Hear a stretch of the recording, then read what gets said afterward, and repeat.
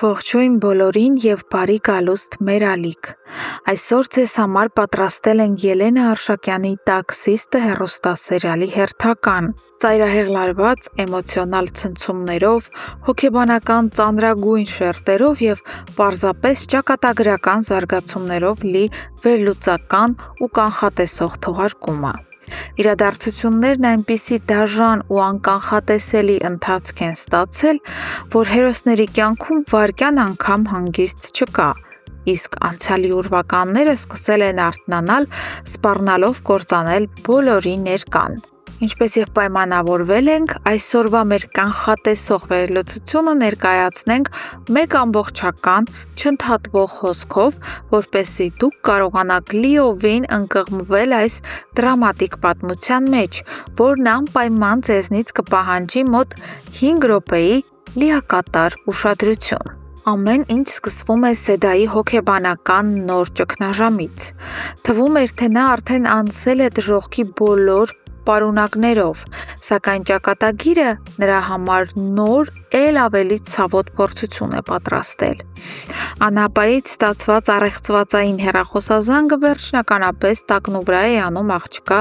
առանց այն էլ խարխլված աշխարհը։ Սեդան, հասկանալով, որ տարիներ շարունակ ապրել է ստի ու կեղծիքի մեջ, աղերսում է Սյուզիին վերջապես բացել փակագծերն ու պատմել ճշմարտությունն իր մոր մասին։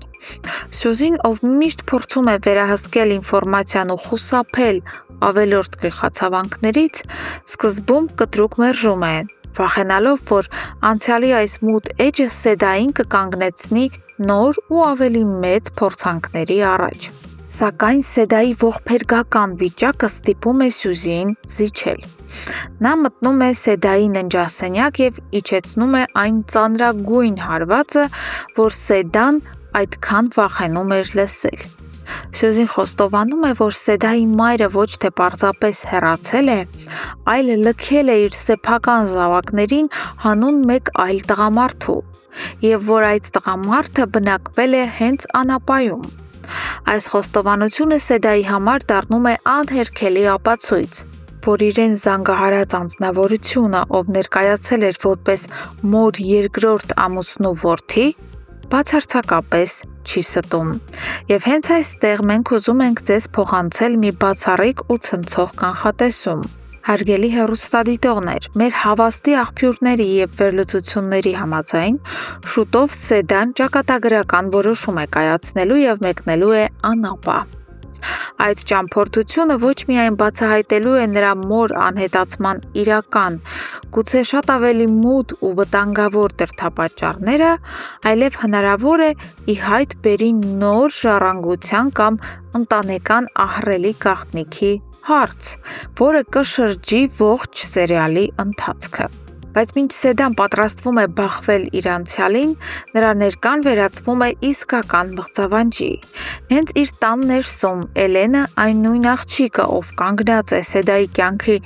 ամենամեծ ողբերգության ու առևանգման հիմքում, հանկարծ ճամպրուկով հայտնվում է Սյուզիի տան շեմին։ Որպես հմուտ մանիպուլյատոր, Էլենը հորինում է իդեալական արդարացում։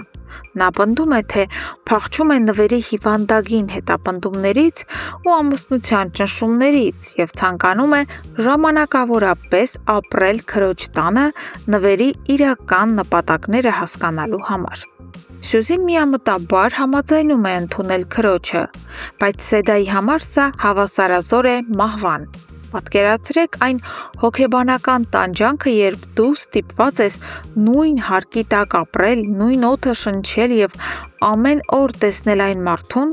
ում ձեռքերը թաթախված են քո կործանման մեջ։ Էլենի այս քայլը բոլորովին էլ պատահական չէ։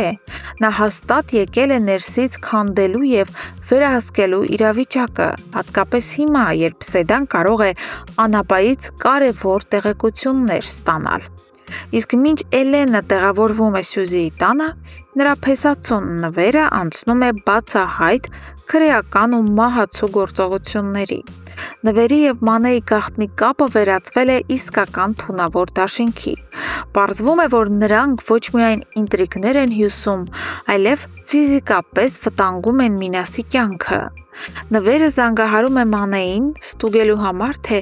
արդյոք նա լցրել է իր տված անհայտ դեղամիջոցը Մինասի սուրճի մեջ։ Ստանալով դրական պատասխան, նվերի հիվանդագին կասկածամտությունն ու վերահսկողության մոլուցքը չեն բավարարվում։ Նա այնքան է կորցրել զգոնությունը, որ անձամբ գալիս է Մանեի աշխատավայր,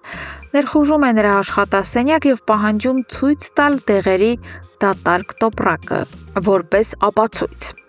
Մանեն հայտնվում է կատարյալ սարսափի մեջ, քանի որ ցանկացած վայրկյան դուռը կարող է բացվել եւ Մինասը կարող է ներս մտնել, բռնելով նրանց հանցագործության վայրում։ Այստեղ առաջանում է ամենասարսափելի հարցը. ինչ դեղ է դա։ Արդյոք դա դանդաղ ազդող թույն է, որը նպատակ ունի ֆիզիկապես վերացնել Մինասին, թե հոգեմետ նյութ, որը կստիպի նրան կորցնել բանականությունն ու ստորագրել իր ողջ կարողությունը նվերի անունով։ Իսկ դուք ինչ եք կարծում, սիրելի հեռուստադիտողներ։ Ինչ սարսափելի գաղտնիք է թաքնված անապայում, որը Սեդան շուտով կբացահայտի։ Եվ ինչ կպատահի Մինասին այն բանից հետո, երբ նա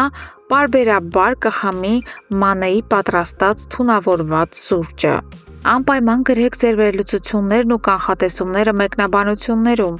Ես մեծ սիրով կկարդամ եւ կքննարկեմ դրանք ձեզ հետ։ Չմոռանաք հավանել այս տեսանյութն ու բաժանորդագրվել մեր ալիքին, որպեսզի միշտ առաջինը տեղեկանաք ամենաթեր զարգացումներին։ Կհանդիպենք շատ շուտով։